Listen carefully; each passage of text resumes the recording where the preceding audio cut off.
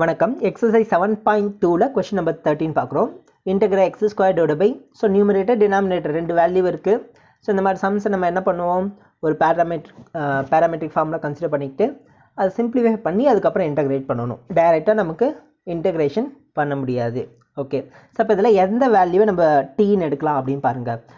டினாமினேட்டரில் இருக்க value X கியூபில் இருக்குது. இதை டிஃப்ரென்ஷியேட் பண்ணால் எக்ஸ் ஸ்கொயருக்கு வரும், நியூமரேட்டர் வேல்யூ வந்துடும். அதனால் டினாமினேட்டரில் இருக்கிறத எடுத்துக்கலாம். அப்போ எக்ஸ் கியூப் மட்டும் எடுத்துக்கலாமா அப்படின்னு கேட்டிங்கன்னா இல்லை, எடுக்கக்கூடாது. ஏன்னா இங்கே 2 + 3x கியூப் இருக்குது பாருங்கள். உள்ளே இருக்கிற வேல்யூ அப்படியே எடுத்துக்கணும். இந்த ப்ராக்கெட்டுக்குள்ளே இருக்கிற வேல்யூ எடுக்கணும். இதை மட்டும் எடுத்திங்கன்னா உங்களுக்கு இந்த டோட்டல் வேல்யூ கண்டுபிடிக்கிறதுக்கு சிரமமாயிடும். அப்போ இங்கே வந்து எக்ஸ் ஸ்கொயர் இன்ட்டு டிஎக்ஸ் அந்த வேல்யூலாம் கண்டுபிடிக்கிறதுக்கு ரொம்ப கஷ்டமாயிடும். ஓகேங்களா?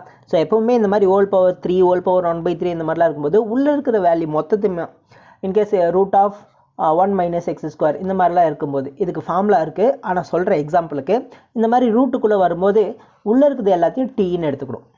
முடிஞ்சால் டி ஸ்கொயர்னு எடுத்துக்கலாம். அப்போ ஸ்கொயர் ரூட்டும் ஸ்கொயரும் கேன்சல் ஆகிடும். ஓகேங்களா? ஸோ அப்போ இங்கே என்ன பண்ணுறோன்னா 2 + 3x கியூப் = t அப்படின்னு எடுத்துக்கிறோம். இப்போ டிஃப்ரென்ஷியேட் பண்ணலாம். 2வை டிஃப்ரென்ஷியேட் பண்ணால் 0, 3 × x கியூபை டிஃப்ரென்ஷியேட் பண்ணால் 3x ஸ்கொயர் = t டிஃப்ரென்ஷியேட் பண்ணும்போது dt/dx. 3 3s are 9 x square. இந்த dx இந்த பக்கம் வந்ததுன்னா நியூமரேட்டர் வந்துடும். நமக்கு x ஸ்கொயர் × dx மட்டும்தான் இருக்குது. அதனால் x ஸ்கொயர் × dx ஓட வேல்யூ dt/9ன்னு கண்டுபிடிச்சி வச்சுக்கிறோம். ஓகே, அடுத்து என்ன பண்ணணும்? வேறு ஏதாவது இருக்கா? இல்லை, வேறு எதுவுமே இல்லை. நம்ம டைரெக்டாக ஆன்சர் போட்டுக்கலாம். ஸோ இப்போ இன்டெக்ரல் கொஷின் எடுத்து எழுதிக்கங்க. நான் அப்படியே சப்ஸ்டியூட் பண்ணிக்கிறேன். எக்ஸ் ஸ்கொயர் × டிஎக்ஸுக்கு பதிலாக என்ன கிடச்சிருக்கு? dt/9.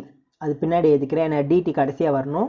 அடுத்து 1/, இந்த ஹோல் டேர்மே நம்ம டீன்னு எடுத்திருக்கோம், அதனால் T cube.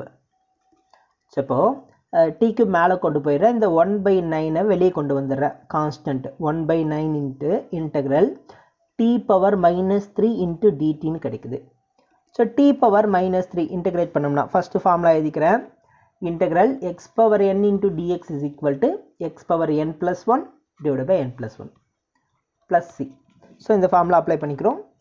t⁻−3 plus 1 divided by -3 plus 1 plus c. So 1/9 into t⁻−2 divided by -2 plus c is equal to 1/−18 t⁻−2. அதை 1/t ஸ்கொயர்னு எழுதிக்கலாம். ஸோ இப்போ answer final answer -1/18 into 1/t square. டீயோட value 2 + 3x cube whole square plus C. So இதுதான் final answer. Thank you.